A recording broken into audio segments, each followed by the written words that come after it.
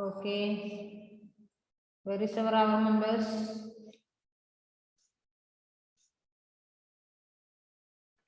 നമ്മളിവിടെ തുടങ്ങി മുൻവിധി ഒഴിവാക്കുക അല്ലേ?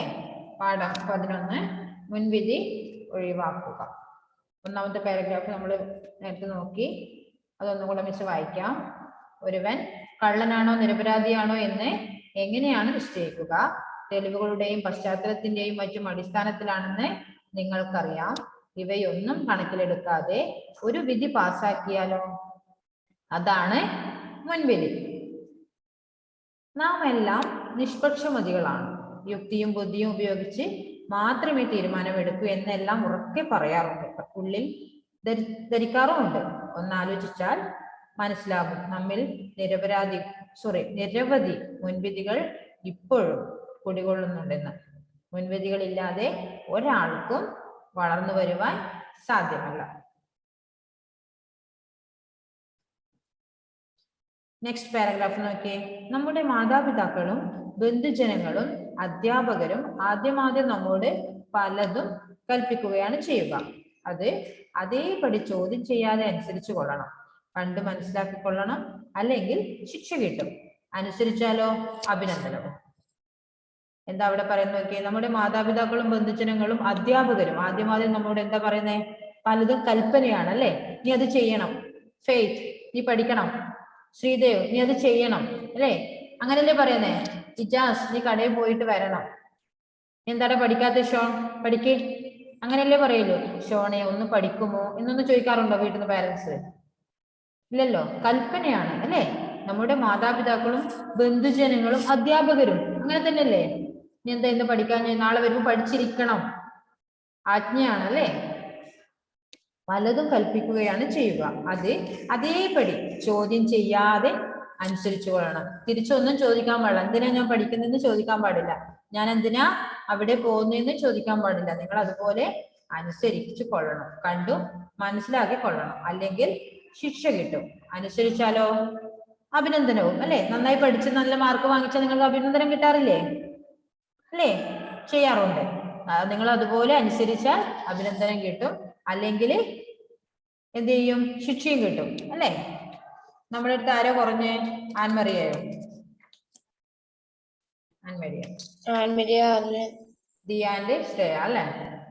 പിന്നെ ആരോ ഒരാളുണ്ടല്ലോ, അലൻ അല്ലേ? Joel sorry. Okay, next page നോക്കിക്കേ. Page number 42. ഫെയ്ത്ത് എന്താ? വീഡിയോ ഓഫ് ചെയ്തേ. എടാ അത് ചെയ്യരുത്, ഇത് ചെയ്യണം. എന്തിനെന്ന് കാര്യകാരണ സഹിതം ആരും വിവരിച്ചു തരാറില്ല. എല്ലാം ആജ്ഞകളാണ്. അതിപ്പോ മിസ് പറഞ്ഞ പോലെ തന്നെ നീ അത് ചെയ്തിരിക്കണം, അല്ലെങ്കിൽ നീ അത് ചെയ്യാൻ പാടില്ല. എല്ലാം ആജ്ഞകളാണ്, അല്ലാതെ അപേക്ഷകളൊന്നും തന്നെ ഇല്ല. അതിന്റെ കാര്യകാരണം ബോധിപ്പിച്ചു തരാറുമില്ല. ഇതാണ് ശരി, അത് തെറ്റ് എന്ന് ബാല്യകാലത്ത് സാഹചര്യത്തിന്റെ സമ്മർദ്ദം മൂലം നിങ്ങൾ ധരിക്കുവാൻ നിർബന്ധിതരാകുന്നു. അങ്ങനെ നാം അറിയാതെ തന്നെ നമ്മിൽ ധാരാളം മുൻവിധികൾ ഉടലെടുക്കും. ചില കാര്യങ്ങൾ അല്ലെ, അതാണ് ശരി അല്ലെങ്കിൽ അത് തെറ്റാണ്. നമ്മളെ മനസ്സിൽ അത് ഉൾക്കൊണ്ട് കഴിഞ്ഞു. നമ്മൾ അതിനെക്കുറിച്ച് കൂടുതൽ അന്വേഷിക്കുന്നൊന്നുമില്ല. നമ്മുടെ മനസ്സിൽ അത് തീരുമാനിച്ചു കഴിഞ്ഞു, മുൻവിധി ഉടലെടുത്തു കഴിഞ്ഞു എന്ന് തന്നെ പറയാം അല്ലെ? അത് നമ്മുടെ മനസ്സിൽ രൂപാന്തരപ്പെട്ട് കഴിഞ്ഞു. രാമന്റെ അച്ഛൻ ആരോടും അധികം സംസാരിക്കാത്ത മുരട്ട് സ്വഭാവമുള്ള ആളാണെന്ന് ഇരിക്കട്ടെ. ഒരു വ്യക്തിയെ കുറിച്ച് പറയാണ്, ആരോടും അധികം സംസാരിക്കാത്ത മുരട്ട് സ്വഭാവം എന്ന് പറഞ്ഞാൽ എന്താ? അധികം സംസാരിക്കൂല, എപ്പോഴും ഭയങ്കര ഗൗരവം അല്ലെ? ഇപ്പൊ ഞാനാണെങ്കിലും ഫുൾ ടൈം ക്ലാസ്സിൽ വല്ലാത്ത ഗൗരവത്തിൽ ഇരുന്ന് കഴിഞ്ഞാൽ നിങ്ങൾക്ക് എൻജോയ് ചെയ്യാൻ പറ്റുമോ? നിങ്ങൾ അങ്ങനത്തെ ആളെയാണോ ആഗ്രഹിക്കുന്നേ? വേണമെങ്കിൽ അങ്ങനെ ആവട്ടോ. രാമന്റെ അച്ഛൻ അധികം ആരോട് സംസാരിക്കാത്ത മുരട്ട് സ്വഭാവമുള്ള ആളാണെന്നിരിക്കട്ടെ. ഓഫീസിൽ നിന്ന് തിരികെ വരുമ്പോൾ അമ്മയുടെ റിപ്പോർട്ട് അനുസരിച്ച് രാമന് നല്ല അടി നൽകുന്നു. അച്ഛൻ അധികം സംസാരിക്കൊന്നും ചെയ്യില്ല. നീ എന്തിനാ അങ്ങനെ ചെയ്തതെന്ന് ചോദിക്കൂല. അമ്മ പറയും അവൻ ഇന്ന് കുരുത്തക്കേട് കാണിച്ചിട്ടുണ്ട്. അപ്പൊ വന്ന ഉടനെ വേഗം അവിടെ വെച്ച ഉടനെ അച്ഛൻ എന്താ ചെയ്യുക? രാമനോട് അടി വെച്ചു കൊടുക്കും. അച്ഛൻ അമ്മയോട് വഴക്കടിക്കും. അമ്മ പറയും, പക്ഷെ അച്ഛൻ തല്ലുന്നത് അമ്മക്ക് സഹിക്കുവോ? അതും സഹിക്കൂല. അതിനും രണ്ടാളും കൂടെ വഴക്കായിരിക്കും. ഗൃഹാന്തരീക്ഷത്തിൽ സംഘർഷം ഉണ്ടാകും. ഇല്ലേ? സംഘർഷം മീൻസ് വലിയ വാഴ്പായിട്ടൊന്നല്ല, നിങ്ങൾ സാധാരണ വീടുകളിൽ കാണുന്ന തന്നെ ആയിരിക്കും അല്ലേ, അച്ഛനും അമ്മയും തമ്മിലുള്ള സംസാരം. ഇവിടെ വളർന്നു വരുന്ന രാമന് അച്ഛനെ പറ്റി ചില സങ്കല്പങ്ങൾ ഉണ്ടാവും. എന്താ? ക്രൂരനായ മനുഷ്യൻ, ശിക്ഷിക്കാനും വഴക്കു പറയാനും മാത്രം ഇരിക്കുന്ന ആള് അല്ലേ. അപ്പൊ രാമന്റെ മനസ്സിൽ എന്താ? അച്ഛനൊരു വഴക്കാളി അല്ലേ, ഭയങ്കര ശിക്ഷ മാത്രം കൽപ്പിക്കുന്ന ഒരു ഭയങ്കര ക്രൂരനായ ഒരു മനുഷ്യൻ. അതാണ് രാമന്റെ മനസ്സിലെ അച്ഛന്റെ രൂപം. ഈ അനുഭവങ്ങളെല്ലാം മറ്റെല്ലാ അച്ഛന്മാരും ഇങ്ങനെ ഇരിക്കുമെന്ന് മുൻവിധി ഉണ്ടാക്കാൻ പര്യാപ്തമാണ്. ഇങ്ങനെയുള്ള ചില ചില സംഭവങ്ങളില്ലേ.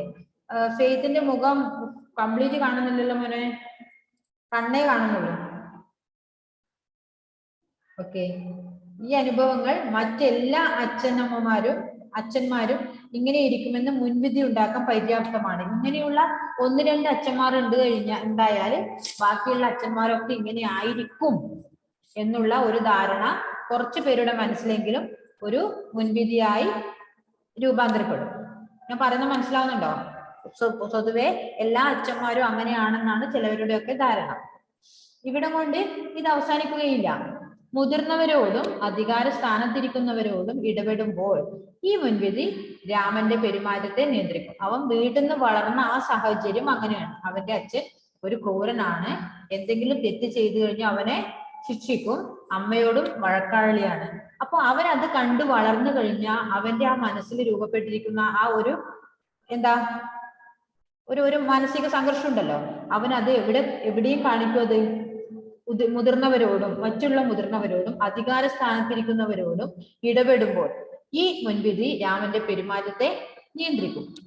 അവരുടെ മുമ്പിൽ രാമന് ശരിയായി കാലുറയ്ക്കുകയില്ല. അപ്പൊ രാമൻ അവരുടെ മുന്നിൽ എപ്പോഴും ഒരു പേടിയായിരിക്കും അല്ലെ. ഒരു സ്റ്റേണായി നിന്ന് എന്തെങ്കിലും ചോദിക്കാനോ പറയാനോ അവന് എപ്പോഴും പറ്റില്ല അല്ലെ. ഇത് ഇങ്ങനെ ആയിരിക്കും, അവന്റെ അച്ഛൻ ഇങ്ങനെ ആയതുകൊണ്ട് പുറത്തുള്ള ഒരു വ്യക്തിയും അങ്ങനെ തന്നെ ആയിരിക്കും എന്ന് അവന്റെ മനസ്സിൽ ഒരു മുൻവിധി നേരത്തെ ഉണ്ട്. ശബ്ദം പതറിപ്പോകും. എന്തെങ്കിലും ഒരു കാര്യത്തിന് എവിടെയെങ്കിലും പോയി കഴിഞ്ഞാൽ അവന്റെ ശബ്ദം പതറിപ്പോകും. സ്റ്റേണായി നിന്നിട്ട് കാര്യങ്ങൾ ചോദിച്ച് മനസ്സിലാക്കാൻ അവന് പറ്റില്ല. ഹൃദയം പടപടാമിടിക്കും. അതെന്തിട്ടാ ഹൃദയം പടപടാ ഇടിക്കുന്ന? എന്തുകൊണ്ടാ? പേടി അല്ലേ, ടെൻഷൻ. നമുക്ക് സംസാരിക്കാനുള്ള ടെൻഷൻ. എതിർക്കാനുള്ള പ്രവണതയുള്ളവർക്കാണ് ഈ അനുഭവമെങ്കിൽ അച്ഛനോട് തോന്നിയ അമർഷം അവർ മറ്റുള്ളവരോട് ബോധപൂർവം അല്ലാതെ പ്രകടിപ്പിക്കും. മനസ്സിലായോ? അച്ഛനോട് ദേഷ്യം കാണിക്കാൻ പറ്റാത്ത ആ ഒരു വികാരം മറ്റുള്ളവരോട് കാണിക്കും. ഇതിപ്പോ വീട്ടിൽ നമ്മൾ കാണുന്നില്ല, ആ കുട്ടി അങ്ങനെ മറ്റുള്ളവരോട് അങ്ങനെ കളിച്ചു, നാട്ടുകാർക്ക് അടിയുണ്ടാക്കി, ബഹളം ഉണ്ടാക്കി എന്നൊക്കെ പറയുന്നത്. വീട്ടിലെ സാഹചര്യങ്ങളാണ് പുറത്തു പോയാലും കുട്ടികൾ കാണിക്കുന്നതെന്നാണ് പറയുന്നത്. മനസ്സിലായോ? വീട്ടിൽ ചിലപ്പോൾ അച്ഛനോട് കാണിക്കാൻ പറ്റാത്ത ആ ദേഷ്യം പുറത്തു പോയി മറ്റുള്ളവരോട് കാണിക്കാൻ പ്രേരിതനാകുന്നു. സംഘടിതമായി അധികാര സ്ഥാനങ്ങളെ തച്ചുടയ്ക്കാൻ ശ്രമിക്കുന്ന പല കൊച്ചു വിപ്ലവകാരികളുടെയും മനസ്സിന്റെ ഉള്ളിൽ ഇത്തരം മുൻവിധികൾ സ്ഥാനം പിടിച്ചിരിക്കുമെന്ന് അപഗ്രഥനം നടത്തി നോക്കിയാൽ അറിയാം. നമ്മളിപ്പം കോളേജിലും സ്കൂളിലൊക്കെ കാണുന്നില്ലേ, എന്താ SFI അവരവരെ തല്ലി ഇവരെ തല്ലി സംഘർഷം, മൊത്തം സംഘർഷം. കോളേജ് ലീവ്, ഇവിടെ സ്കൂൾ ലീവ്, പിന്നെ കുറെ എന്താ പറയാ കുറെ ദിവസം ലീവ്, ധർണ, അത് ഇത് എന്നൊക്കെ പറഞ്ഞ് ഇങ്ങനെ നടക്കും അല്ലെ. ഇങ്ങനെ ഉടലെടുക്കുന്ന ഈ നേതാക്കളൊക്കെ ഇങ്ങനെ ഉണ്ടാകുന്നതാണ് എന്നാണ് അപഗ്രഥിച്ചിട്ട് കിട്ടിയ റിപ്പോർട്ട് എന്നാണ് പറയുന്നത്. അവരെ നമ്മൾ അനലൈസ് ചെയ്ത് അവരുടെ പിന്നാലെ പോയി അവരെ നമ്മൾ പഠിച്ചു കഴിഞ്ഞാൽ അവരുടെയൊക്കെ ബാക്ക്ഗ്രൗണ്ട് ഇങ്ങനെയുള്ള ചില ഇതിൽ നിന്ന് മാറി വന്നതായിരിക്കും എന്നാണ് പഠനം തെളിയിച്ചിരിക്കുന്നത് എന്നാണ് പറയുന്നത്. മനസ്സിലാകുന്നുണ്ടോ? 4 മണിക്കുള്ള ക്ലാസ് ബോറടിയാണോ? കളിക്കേണ്ട സമയമാണോ? ഇല്ല അല്ലെ, ഇത്ര സമയം കളിച്ചില്ലേ, കുഴപ്പമില്ല. മോൻ ഇങ്ങ് കേറിപ്പോയി, അവൻ താണ ജാതിക്കാരനാണ്, അവനെ തൊടണ്ട. ഇങ്ങനെയുള്ള സംഭാഷണങ്ങളൊക്കെ നമ്മൾ കേൾക്കാറില്ലേ? മോനിങ്ങ് കയറിപ്പോയി എന്ന് പറഞ്ഞാൽ അവൻ കുറച്ച് ഉയർന്ന ജാതിക്കാരനായിരിക്കും. അപ്പൊ അവനെ അഭിസംബോധന ചെയ്യുന്നതാണ് എന്ത്? മോനിങ്ങ് കയറിപ്പോയി, അവൻ താണ ജാതിക്കാരനാണ്. വേറെ ആരോ ചൂണ്ടിക്കൊണ്ട് നമ്മൾ പറയുന്നതാണ് അവൻ താണ ജാതിക്കാരനാണ്, അവനെ തൊടണ്ട. പണ്ടുള്ളവര് തൊട്ടുകൂടാ തീണ്ടിക്കൂടാ അല്ലെ, താണ ജാതിയുള്ളവരെ തൊട്ടുകൂടാ അല്ലെ, അശുദ്ധ ആകും, അങ്ങനെയൊക്കെ അല്ലേ സംസാരിക്കുന്നത്. വിവിധ മതത്തിൽപ്പെട്ടവരെ പറ്റി മുതിർന്നവർ നൽകുന്ന കൽപ്പനകൾ, അഭിപ്രായങ്ങൾ ആളുകളെ പറ്റി മുൻവിധി ഉണ്ടാക്കും. അങ്ങനെയുള്ള കുട്ടികളുടെ മനസ്സിലും അങ്ങനെയുള്ള സംസാരങ്ങളും മുൻവിധികളും ഉണ്ടാകും. ഓൻ താണജാതിയാണ്, അവന്റെ കുടുംബം താണജാതിയാണ്, അവന്റെ കൂടപ്പറപ്പുകൾ എല്ലാവരും അല്ലെ, അവനുമായി ബന്ധപ്പെട്ടവരിൽ താണജാതി. അവൻ വളർന്നു വരുമ്പോഴും അങ്ങനെയുള്ള ആളുകളുമായി കാണുമ്പോഴും സംസാരിക്കുമ്പോഴും അവന്റെ മനസ്സിന്റെ ഒരു സൈഡ്, അതായത് അവൻ അങ്ങനെ തന്നെ വളരുന്നു. വലുതാവുന്നവരും അത് വളരുന്നതല്ലാണ്ട് കുറയൂല. നമ്മൾ കുട്ടികളെ അങ്ങനെ ഒരിക്കലും പഠിപ്പിക്കാൻ പാടില്ല എന്നാണ് പറയുന്നത് അല്ലേ. വിവിധ മതത്തിൽപ്പെട്ടവരെ പറ്റി മുതിർന്നവർ നൽകുന്ന കൽപ്പനകൾ, അഭിപ്രായങ്ങൾ ആളുകളെ പറ്റി മുൻവിധി ഉണ്ടാക്കും. അത് നമ്മിൽ വർഗീയതയുണ്ടാക്കും. ഒരേ മതത്തിൽപ്പെട്ടവരെ എല്ലാം ഒരുപോലെ ചതിയന്മാരോ നല്ലവരോ അല്ല. ഇപ്പൊ ഒരു മതത്തിൽപ്പെട്ടവരെല്ലാം ചതിയന്മാരാണോ? അല്ലെങ്കിൽ എല്ലാവരും നല്ലവരാണോ? അല്ല. ഇപ്പൊ ഒരു കുടുംബത്തിൽപ്പെട്ടവർ തന്നെ രണ്ട് സ്വഭാവമുള്ളവരുണ്ട് അല്ലെ. കുറച്ച് ആൾക്കാർ നല്ല സ്വഭാവമുള്ളവരായിരിക്കും, ചിലവർക്ക് കുറച്ച് ആൾക്കാർക്ക് മോശമായിരിക്കും. ഒരു അമ്മയുടെ രണ്ട് മക്കൾക്ക് തന്നെ മാറ്റമില്ലേ? സ്വഭാവത്തിന് മാറ്റമില്ലേ? ഇല്ലടാ ശ്രീദേവ. ഓക്കെ. തിരുവിതാംകൂറുകാരെല്ലാം ഇങ്ങനെയാണ്, മലബാറുകാരെല്ലാം അങ്ങനെയാണ്, തിരുവനന്തപുരത്തുകാരെല്ലാം മറ്റൊരു വിധത്തിലാണ് എന്നുള്ള അഭിപ്രായങ്ങളെല്ലാം മുൻവിധികളാണ്. അങ്ങനെയാണ് നമ്മൾ സംസാരം, ഓരോരോ സ്റ്റൈലുകൾ ഓരോ സ്ഥലത്ത് നമ്മൾ എത്തിപ്പെട്ടാൽ നമ്മൾ പറയലെന്നാ തിരുവനന്തപുരം ഭാഷയാണ്, തിരുവനന്തപുരത്തുകാരെല്ലാം അങ്ങനെയാണ്. മലബാർ ഭാഷയെല്ലാം ഇങ്ങനെയാണ് അല്ലേ. ഇത് കണ്ണൂരുകാരാണ്, നമ്മളൊക്കെ ഭാഷ കണ്ണൂരാണ്, തന്നെ നാട് ശൈലിയാണ്. ഇത് കണ്ണൂർ ശൈലിയാണെന്നാ പറയുന്നത് അല്ലെ. അപ്പൊ അങ്ങനെ മുൻവിധികൾ നമ്മൾ നേരത്തെ കാണും. കണ്ണൂരുകാരൊക്കെ ഇങ്ങനെയുള്ള ശൈലികളാണ്, തിരുവനന്തപുരംകാരാണ് അവരുടെ ഭാഷ ഇങ്ങനെയാണ് എന്ന് നമ്മുടെ മനസ്സിൽ ആദ്യം തന്നെ നമ്മൾ മുൻവിധി എഴുതി വെക്കും.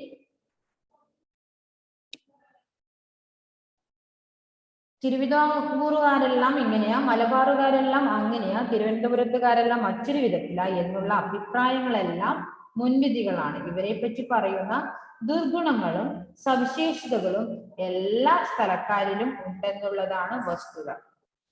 മനസ്സിലായോ? ഇപ്പൊ തിരുവനന്തപുരത്തുകാർക്കുള്ള ഈ ദുർഗുണാണോ മോശ ഗുണാണോ നല്ല ഗുണാണോ അത് ചിലപ്പോ തൃശ്ശൂർകാർക്കും ഉണ്ടാവും, ചിലപ്പോൾ കണ്ണൂരുകാർക്കും ഉണ്ടാവും, മലബാറുകാർക്കും ഉണ്ടാവും, എല്ലാവർക്കും ഉണ്ടാവും.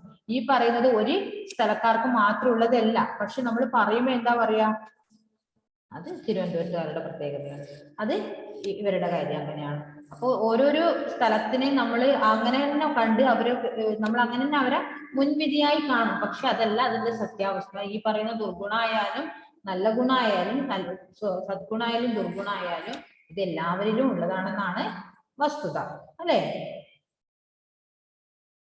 ഇന്ത്യയിലെ വിവിധ സ്ഥാനങ്ങളിൽപ്പെട്ടവരെ പറ്റിയും നമുക്ക് ചില മുൻവിധികൾ ഉണ്ടായിരിക്കും. തമിഴർ ഇങ്ങനെയാണ്, പഞ്ചാബികൾ അങ്ങനെയാണ്. വിവിധ രാഷ്ട്രങ്ങളെയും നാം വെറുതെ വിടുകയില്ല. അമേരിക്കക്കാർ, റഷ്യക്കാർ, ചൈനക്കാർ എന്നിവരെ പറ്റി എല്ലാം പലതരത്തിലുള്ള മുൻവിധികളുണ്ട്. ഉദാഹരണമായി സ്കോച്ചുകാർ മഹാപിശുക്കന്മാരാണത്രേ. ഒരു സ്കോച്ചുകാരൻ മണിപ്പേഴ്സ് തുറന്നപ്പോൾ അതിൽ നിന്നും ഇരട്ടവാലൻ ഇറങ്ങി വന്നത്രേ. പുകയില കമ്പനിക്ക് തീ പിടിച്ചപ്പോൾ നാട്ടുകാരെല്ലാം ഓടിക്കൂടി തീ കെടുത്താതെ നോക്കി നിൽക്കുക മാത്രമാണ് ചെയ്തത്.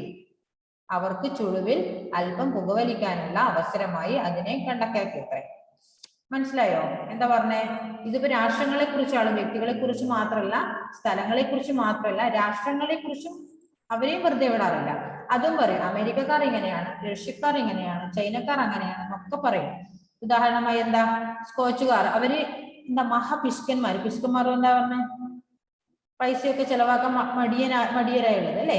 എന്നാൽ മറ്റുള്ളവരുടെ എന്തെങ്കിലും കിട്ടിയാൽ വേണ്ടാന്ന് വെക്കുകയും ചെയ്യില്ല, പക്ഷെ അവരവരെ കയ്യിൽ നിന്നൊന്നും ചിലവാക്കുകയും ചെയ്യില്ല. അപ്പോൾ അവരെ കുറിച്ചുള്ള ഒരു കമന്റ് എന്താ, ഒരു സ്കോച്ചുകാരൻ മണി പേഴ്സിൽ സാധാരണ പൈസ ഇടുന്നത് പേഴ്സ് തുറന്നപ്പോൾ അതിൽ നിന്ന് ഇരട്ടവാലൻ ഇറങ്ങി വന്നത്രേ എന്ന് പറഞ്ഞാൽ എന്താ, അത്രയും ആ പേഴ്സ് അവർ തുറക്കലേ ഇല്ല, പൈസ ചെലവാക്കലേ ഇല്ല എന്നാണ് അർത്ഥം. നമ്മൾ സ്കൂളിൽ നിന്ന് ചോദിക്കില്ലേ, എന്നിട്ട് ബാഗിൽ നിന്ന് എന്തെങ്കിലും ഇറങ്ങിപ്പോലുണ്ടോ എന്നൊക്കെ ചോദിക്കാറില്ലേ? ഉണ്ടോ? പാറ്റ ഉണ്ടോന്നോ കൂറ ഉണ്ടോന്നൊക്കെ ചോദിക്കാറുണ്ട് അല്ലെ. ബാഗ് ഇടക്കിടക്ക് തട്ടിക്കൊടയണം, അല്ലെങ്കിൽ അതിൽ എന്തെങ്കിലും കയറി കൂടിയിട്ടുണ്ടാവും എന്നല്ല പറയില്ലേ. അപ്പൊ അതുപോലെ തന്നെയാണ് പേഴ്സിൽ നിന്ന് ഇരട്ടവാലൻ ഇറങ്ങിപ്പോയി എന്ന് പറഞ്ഞാല് ആ പേഴ്സ് ഒരിക്കലും അവർ തുറക്കലില്ല. അവര് അത്രയും പിശുക്കന്മാരാണ്, പൈസ ചെലവാക്കാറേ ഇല്ല എന്നർത്ഥം. പുകയില കമ്പനിക്ക് തീ പിടിച്ചപ്പോൾ നാട്ടുകാരെല്ലാം ഓടി തീ കെടുത്താതെ നോക്കി നിൽക്കുക മാത്രമാണ് ചെയ്തത്. നമ്മളെല്ലാം ഒരു എവിടെയെങ്കിലും തീ പിടിച്ചാൽ നമ്മൾ എന്താ ചെയ്യുക? നമ്മളൊക്കെ ഉണ്ടാവുന്നൊക്കെ ചെയ്യും. ഒന്നുകിൽ വെള്ളം കൊണ്ട് കെടുത്താൻ ശ്രമിക്കും, അല്ലെങ്കിൽ പൈപ്പ് പിടിച്ച് കെടുത്താൻ ശ്രമിക്കും, എന്തെങ്കിലുമൊക്കെ ചെയ്യും. പക്ഷെ ഇവരെന്താ ചെയ്തേ? എല്ലാവരും നോക്കി നിന്നു. അപ്പൊ അതിന്റെ ബാക്കി കാര്യം എന്താ പറയുന്നത് നോക്കിയേ? അവർക്ക് ചുളുവിൽ അല്പം പുകവലിക്കാനുള്ള അവസരമായി അതിനെ കണക്കാക്കിയത്രേ. ചുളുവിൽ പുകവലി ഇഷ്ടപ്പെടുന്നവര് ആ തീ കെടുത്തിയ പിന്നെ പുക ഉണ്ടാവില്ലല്ലോ. അപ്പൊ അവിടെ നിന്ന് തീ കെടുത്താതെ ആ പുക അങ്ങ് ചുളുവിൽ ആസ്വദിക്കുകയാണ് ചെയ്തത് എന്നാണ് പറയുന്നത്. ഇതൊക്കെ ഒരു മുൻവിധിയാണ്. നമ്മൾക്ക് ഇതിനായി കുറച്ച് ആൾക്കാരുണ്ടാവുമല്ലോ മുൻവിധി പറയാൻ വേണ്ടി മാത്രം, അല്ലേ? അതെങ്ങനെയായിരിക്കും? വെറുതെ ഒന്നും ചിന്തിക്കൊന്നും ചെയ്യില്ല. ചിലപ്പോൾ കാര്യങ്ങൾ ഇവിടെ കുറച്ച് എന്തെങ്കിലും അറിഞ്ഞിട്ടുണ്ടാവും, ബാക്കി അവരെന്നെ ഉണ്ടാക്കി പറയും, അല്ലെ? അവിടെ എവിടെയെങ്കിലും ഒരു ചെറിയൊരു ആക്സിഡന്റ് നടന്നിട്ടുണ്ടാവുമല്ലോ, ജസ്റ്റ് അപ്പൊ അതില് മരണം വരെ അവർ സംഭവിച്ചിട്ടുണ്ടാവും. ആക്സിഡന്റ് അങ്ങനെ ചെയ്ത് നേരിട്ട് കണ്ട പോലെ ആയിരിക്കും പറഞ്ഞ് ഫലിപ്പിക്കുക. അങ്ങനെയുള്ള ആൾക്കാരും ഉണ്ടാകും, അല്ലെ? ഐറിഷുകാർ തീരെ വൃത്തിയില്ലാത്തവരാണെന്ന് മുൻവിധിയുണ്ട്. ഇനി അടുത്ത ആൾക്കാർ, അവരെ കുറിച്ച് എന്താ? അവർക്ക് തീരെ വൃത്തിയില്ല, അല്ലേ? ചില ആൾക്കാരെ കുറിച്ച് നമ്മൾ പറയും അവര് കുളിക്കൂല, അവർക്ക് വൃത്തിയില്ല, അവര് പല്ലേക്കൂല, അല്ലേ? ഇപ്പൊ നമ്മൾ തമിഴന്മാർ നമ്മുടെ നാട്ടിൽ നിൽക്കുന്നതാണ് ബംഗാളികളൊക്കെ പറയാറില്ലേ, കുളിക്കൂല, അവർക്ക് വെള്ളം ആവശ്യമില്ല, അവര് മാസത്തിലൊരിക്കലേ കുളിക്കൂല എന്നൊക്കെ പറയും. നമ്മൾ അങ്ങനെയാണോ? അല്ലേ? ഡെയിലി ഇപ്പൊ 2 3 തവണ കുളിക്കാൻ കിട്ടിയ അവസരം നമ്മൾ മാക്സിമം ഉപയോഗിക്കും. അവർക്കൊന്നും അതിന്റെ ആവശ്യമില്ല. അതൊക്കെ നമ്മുടെ മുൻവിധികളാണ്. അവരെന്താ ചെയ്യുന്നതെന്നൊന്നും നമുക്കറിയില്ല, പക്ഷെ അങ്ങനെയാണ് അവരെ പറഞ്ഞ് നമ്മള് പറയുന്നത്, അല്ലേ? ഐറിഷുകാർ തീരെ വൃത്തിയില്ലാത്തവരാണെന്ന് മുൻവിധിയുണ്ട്. ഇതേപ്പറ്റി ഒരു കഥയും ഉണ്ട്. എന്താ കഥ? വളരെ ദുർഗന്ധം വമിക്കുന്ന ഒരു ജന്തുവാണ് സ്കങ്ക്. അതൊരു ജന്തുവിന്റെ പേരാണ്, ഒരു ജീവിയുടെ പേരാണ് സ്കങ്ക്.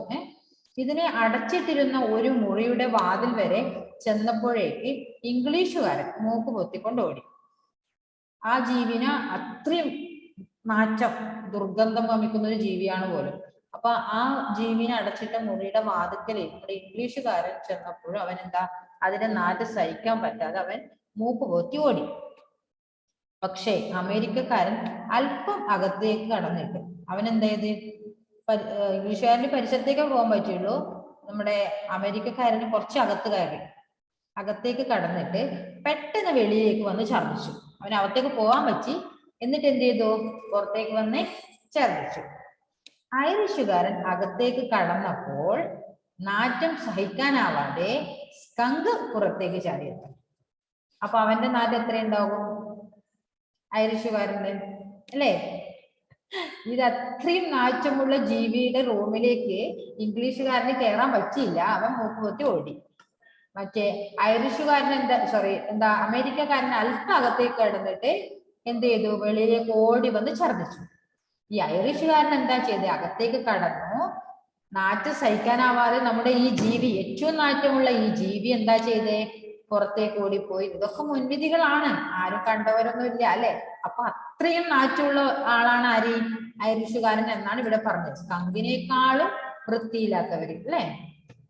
ഇങ്ങനെ വ്യക്തിബന്ധം, ജാതി, മതം, സാമൂഹികം, രാഷ്ട്രീയം, സംസ്ഥാനം, രാഷ്ട്രം, അന്താരാഷ്ട്രം എന്നിങ്ങനെയുള്ള എല്ലാ മേഖലകളിലും മുൻവിധികൾ നിലവിലുണ്ട്. പാവം നമ്മൾ എന്ത് ചെയ്യും? നമുക്കൊന്നും ചെയ്യാൻ പറ്റില്ല, അല്ലെ? നമ്മൾ പാവങ്ങളല്ലേ? ഇങ്ങനെ കുറെ മുൻവിധികള് ആളുകൾ പറഞ്ഞുണ്ടാക്കി അവിടെ ഫിക്സ് ചെയ്ത് വെച്ചിട്ടുണ്ട്. നമ്മൾ പാവങ്ങൾ, അല്ലെ? എല്ലാ മനുഷ്യർക്കും അവരുടേതായ ബലഹീനതകളും സവിശേഷതകളും ഉണ്ട്, അല്ലേ? എല്ലാവർക്കും അതിൻ്റെതായ വിഷമങ്ങളും സങ്കടങ്ങളും, അതായത് ബലഹീനതകൾ, കുറെ നമുക്ക് ചെയ്യാൻ പറ്റുന്ന കാര്യങ്ങളിൽ കുറെ നമ്മൾ എന്ത് ചെയ്ത് വിചാരിച്ചാലും ചെയ്യാൻ പറ്റാത്ത കാര്യങ്ങളും ഉണ്ട്. അതുകൊണ്ട് തന്നെ ആരും ആരേക്കാളും അടിസ്ഥാനപരമായി മോശക്കാരല്ല, ആണോ? ഇപ്പോ എന്താ, ആൻമരിക്ക് പാട്ട് പാടാനുള്ള കഴിവുണ്ട്, അതിപ്പോ എല്ലാവർക്കും ഉണ്ടോ? ഇല്ലല്ലോ, ക്ലാസ്സിൽ എല്ലാവർക്കും ഇല്ല. പക്ഷെ എന്ന് വിചാരിച്ച് ഇപ്പൊ ആൻമരിയെ കളിയാക്കാൻ പാടുണ്ടോ? ആൻമരിക്ക് ഇല്ലാത്ത പല കഴിവുകളും ഇപ്പൊ എന്താ, ഇജാസ്, ക്യൂബ്, ലൈബിഷ് ക്യൂബ് നിങ്ങളൊക്കെ ചെയ്യുന്നില്ലേ?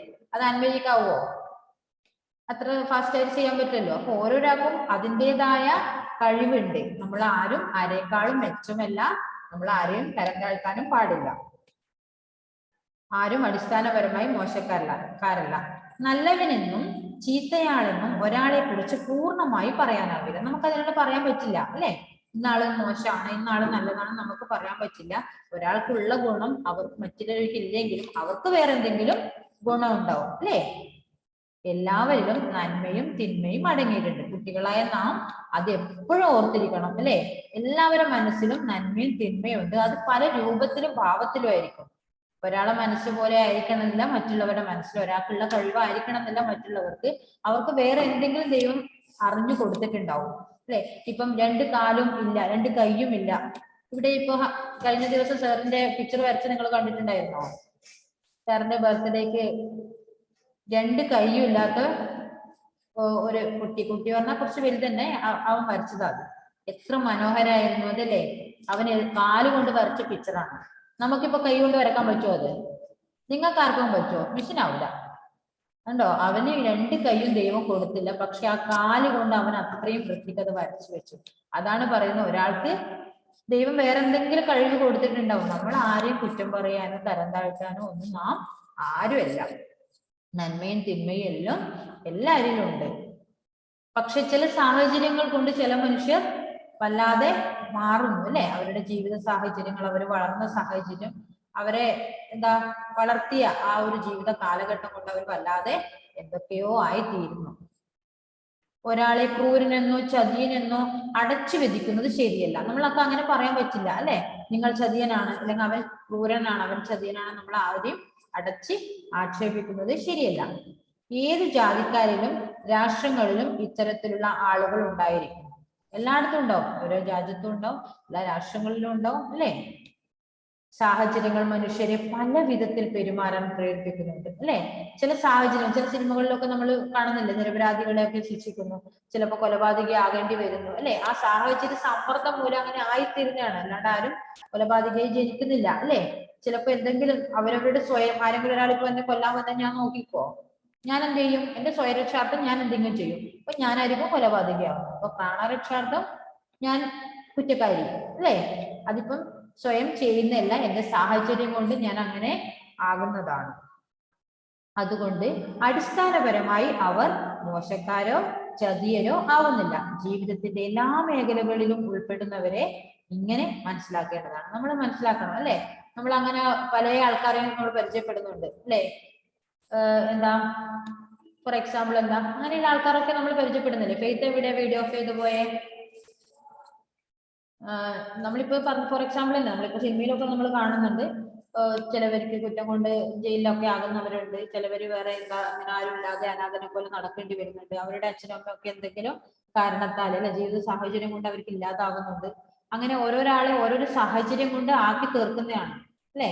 അവരൊക്കെ നല്ല നിലയിൽ ജീവിച്ച് വളർന്നവരായിരിക്കും. പെട്ടെന്ന് ഒരു വലിയ ബിസിനസ് തുടങ്ങി അതിൽ വലിയ നഷ്ടമൊക്കെ സംഭവിച്ചു കഴിഞ്ഞാൽ പെട്ടെന്ന് തന്നെ എന്താവും, വല്ലാണ്ട് കഷ്ടത്തിലാകും അല്ലെ. അവർക്ക് അവരുടെ വീടും സ്ഥലവും എല്ലാം നഷ്ടപ്പെടേണ്ടി വരും. അപ്പൊ അവര് പെട്ടെന്ന് തന്നെ ഒരു ഒന്നുമില്ലാത്ത അവസ്ഥയിലേക്ക് അങ്ങ് പോകും അല്ലേ. ഇങ്ങനെയുള്ള ആൾക്കാരെല്ലാം നമ്മുടെ എല്ലാ മേഖലകളിലും ഉൾപ്പെട്ടിരിക്കുന്നവരെ ഇങ്ങനെ മനസ്സിലാക്കേണ്ടതാണ്. വികാരഭരിതനാവാതെ മനുഷ്യന് സ്വായത്തമായിരിക്കുന്ന ബുദ്ധിയും യുക്തി ചിന്തയും ശാസ്ത്രീയ മനോഭാവം ഉപയോഗിച്ച് വസ്തുതകളായി മനസ്സിലാക്കാനുള്ള കഴിവ് സമ്പാദിക്കുകയാണ് വേണ്ടത്. നമ്മൾ എന്താ ചെയ്യേണ്ടത്? പെട്ടെന്ന് വികാരഭരിതനാകരുത്. ദേഷ്യം അല്ലെ, എന്ത് കേട്ടാലും പെട്ടെന്ന് ദേഷ്യം വരിക, പ്രകടിപ്പിക്കാതെ നമ്മൾ ചിന്തിക്കുക. നമ്മുടെ ബുദ്ധിയും നമ്മുടെ ശക്തിയും എല്ലാം യുക്തിയും എല്ലാം ഉപയോഗിച്ച് നമ്മൾ ചിന്തിക്കുക, എന്തുകൊണ്ടായിരിക്കും അതങ്ങനെ. അവൻ എന്നെ ഇപ്പൊ ഫെയ്ത്ത് പെട്ടെന്ന് തന്നെ ദേഷ്യം വന്ന് ശ്രീദേവിനെ വഴക്ക് പറഞ്ഞു വിചാരിക്കും. അപ്പൊ ഇവനെന്താ തിരിച്ച് അവനും അതുപോലെ വഴക്ക് പറയെല്ലാം വേണ്ടേ. ഞാനൊരു സാഹചര്യം പറഞ്ഞതാണേ. അപ്പൊ എന്ത് ചെയ്യണം? അപ്പൊ ചിന്തിക്കുക, ഇതുവരെ ഇല്ലാത്ത പെട്ടെന്ന് അവനെന്താ എന്നോട് ദേഷ്യപ്പെട്ടെ, എന്തെങ്കിലും അവന് വിഷമം സംഭവിച്ചിട്ടുണ്ടാവും, അത് എന്നോടല്ലേ കാണിക്കാൻ പറ്റും.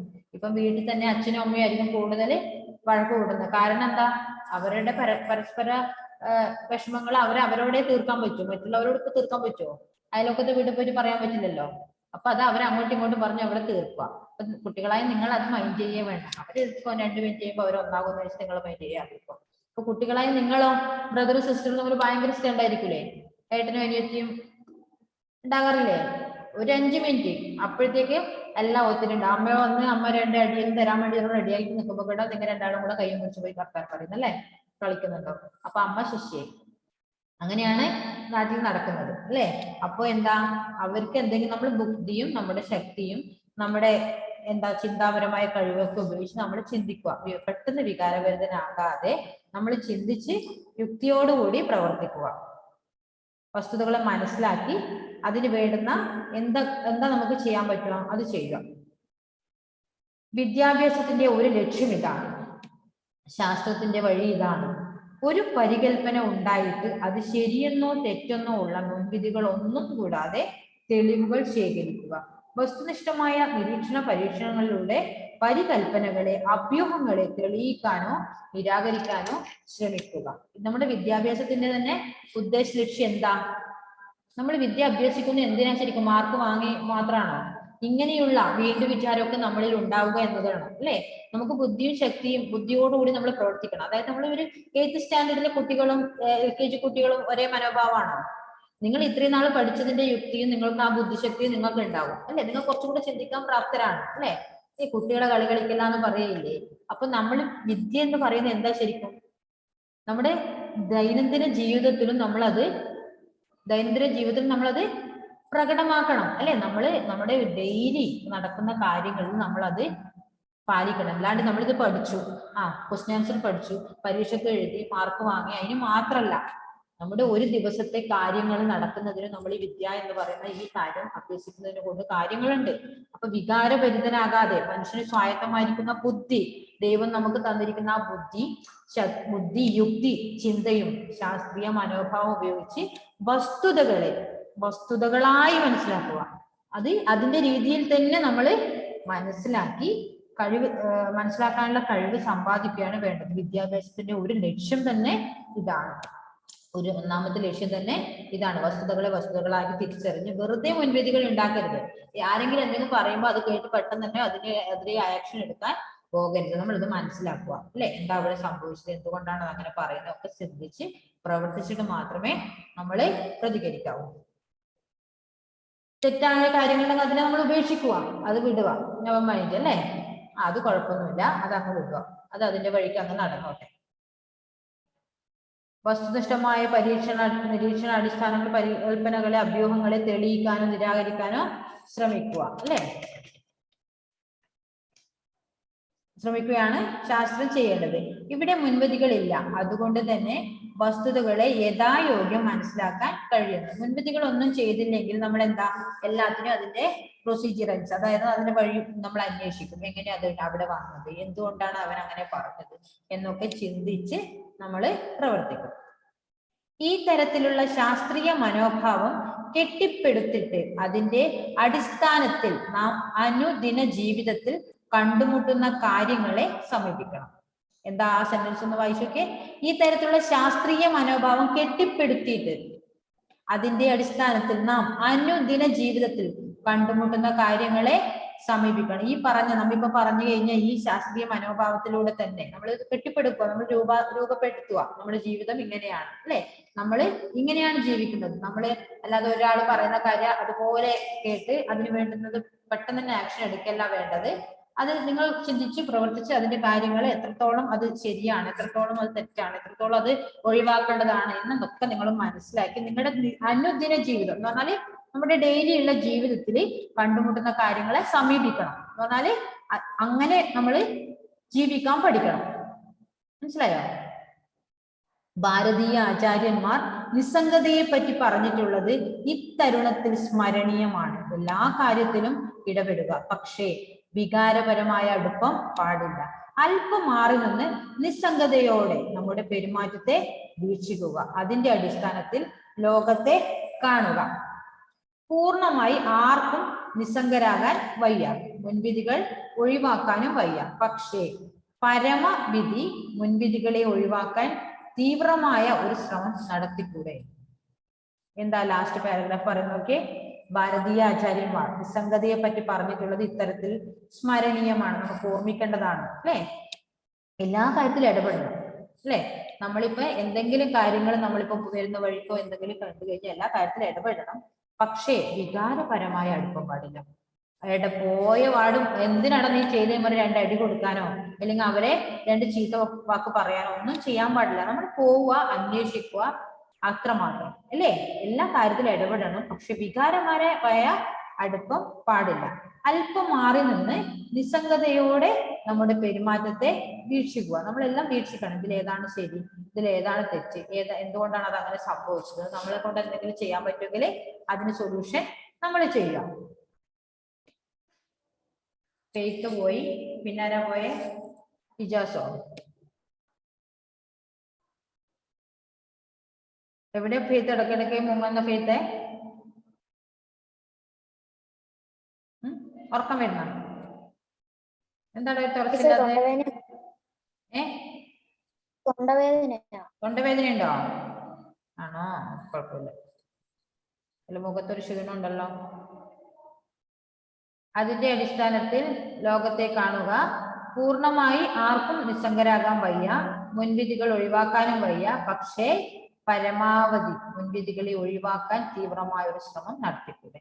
ആർക്കും മുൻവിധി ഒഴിവാക്കാൻ പറ്റില്ല, പക്ഷെ പരമാവധി നമ്മൾ മുൻവിധികൾ ഒഴിവാക്കാൻ ശ്രമിക്കുക എന്നാണ് ഡോക്ടർ PM മാത്യു വെല്ലൂർ നമുക്കായി തരുന്ന ഒരു ചെറിയ ഉപദേശം. ഈ പാഠത്തിന് എന്തെങ്കിലും മനസ്സിലായോ? മനസ്സിലായോ ഷോൺ? അതായത് വേണ്ടാത്ത കാര്യങ്ങളിൽ നമ്മൾ ഇടപെടണ്ട, വേണ്ടാത്ത മുൻവിധികളൊന്നും പാലിക്കേണ്ട. നമ്മൾ എല്ലാ കാര്യത്തിലും ഇടപെടണം. ഇതിന് സംയമനം വേണം അല്ലേ? വീട്ടിലായാലും പുറത്തായാലും നമ്മൾ എപ്പോഴും മിതമായ കാര്യങ്ങളിൽ മാത്രമേ ഇടപെടാൻ പാടുള്ളൂ. സംയമനം പാലിക്കണം. തൊട്ടേനും പിടിച്ചതിനും ചാടിക്കേറി ഇടപെടേണ്ട ആവശ്യമില്ല അല്ലേ? മനസ്സിലായില്ലേ? അതാണ് മുൻവിധികൾ വേണ്ട എന്നുള്ളത്.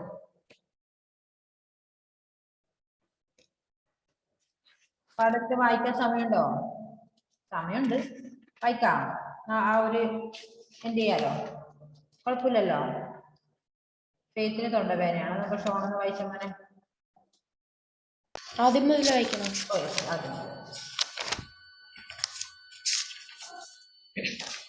പാഠം 11. മുൻവിധി ഒഴിവാക്കുക. ഒരുവൻ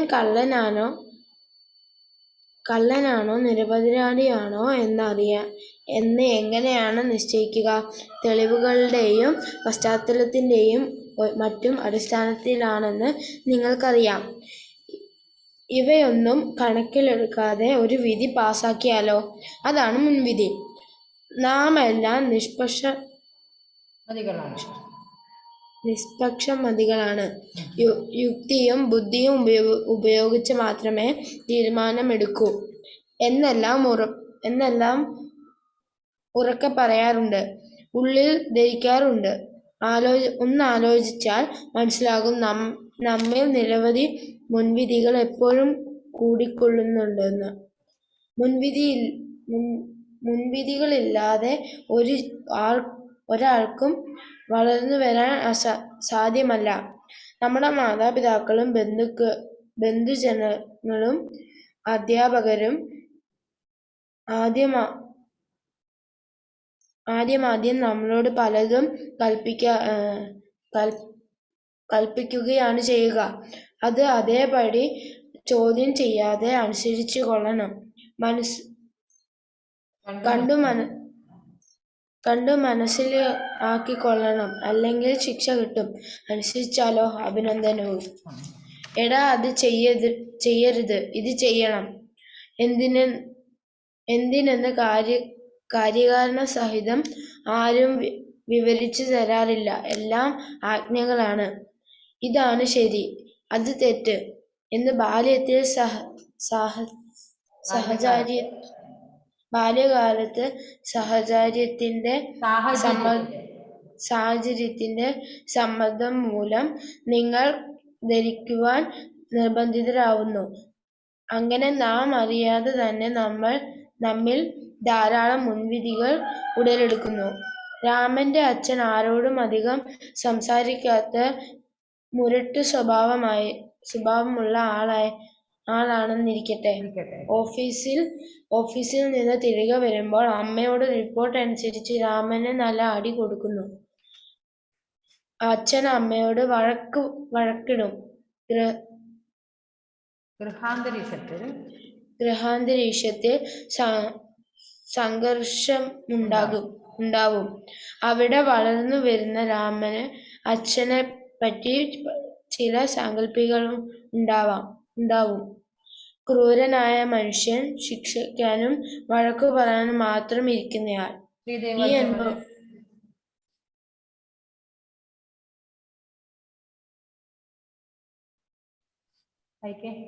ഈ അനുഭവങ്ങൾ മറ്റെല്ലാ അച്ഛന്മാരും എങ്ങനെയായിരിക്കും എന്ന് മുൻവിധി ഉണ്ടാക്കാൻ പാര്യപ്രദമാണ്. ഇവിടം കൊണ്ട് അത് അവസാനിക്കുകയില്ല. മുതിർന്നവരോടും അധികാര സ്ഥാനത്തിരിക്കുന്നവരോടും ഇടപെടുമ്പോൾ ഈ മുൻവിധി രാമന്റെ പെരുമാറ്റത്തെ നിയന്ത്രിക്കും. അവരുടെ മുമ്പിൽ രാമന് ശരിയായി കാലുയർത്തുകയില്ല. ശബ്ദം പതറിപ്പോകും, ഹൃദയം പടപട അടിക്കും. എതിർക്കാനുള്ള പ്രവണതയുള്ളവർക്കാണ് ഈ അനുഭവമെങ്കിലും അച്ഛനോട് തോന്നിയ അമർഷം അവർ മറ്റുള്ളവരോടും ബോധപൂർവമല്ലാതെ പ്രകടിപ്പിക്കും.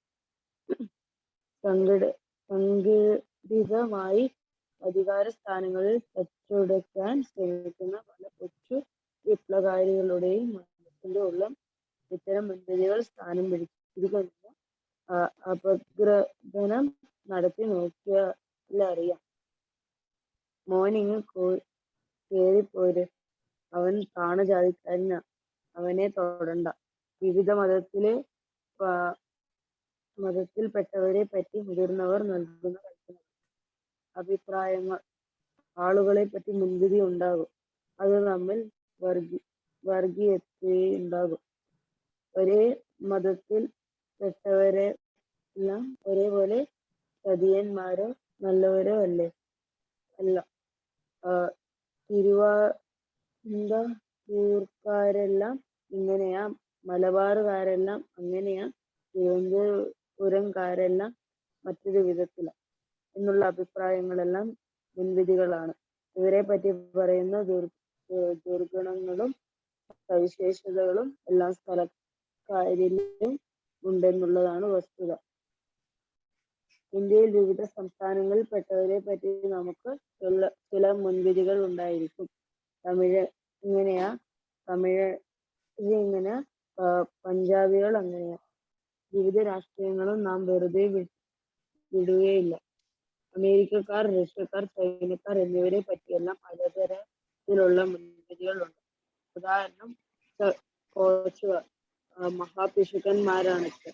ഒരു സ്കോച്ചുകാരൻ മണിപ്പേഴ്സ് തുറന്നപ്പോൾ അതിൽ ഇപ്പൊ ക്ലാസ് കട്ടാവുമായിരിക്കും. അപ്പൊ ഈ പാടൊന്ന് വായിക്കണേ. ഫെയ്ത്ത് പാടൊന്ന് വായിക്കണേ എല്ലാവരും. നന്നായി വായിക്കുക. നമുക്ക് അതിന്റെ അഭ്യാസം അടുത്ത ക്ലാസ്സിൽ ചെയ്യാം. കുറച്ച് വിഷമമുള്ള വാക്കുകളൊക്കെ ഉണ്ട്. ഞാനത് ഡിക്റ്റേഷൻ ഇടും, ഒന്ന് എഴുതി പഠിക്കുക. Okay, by.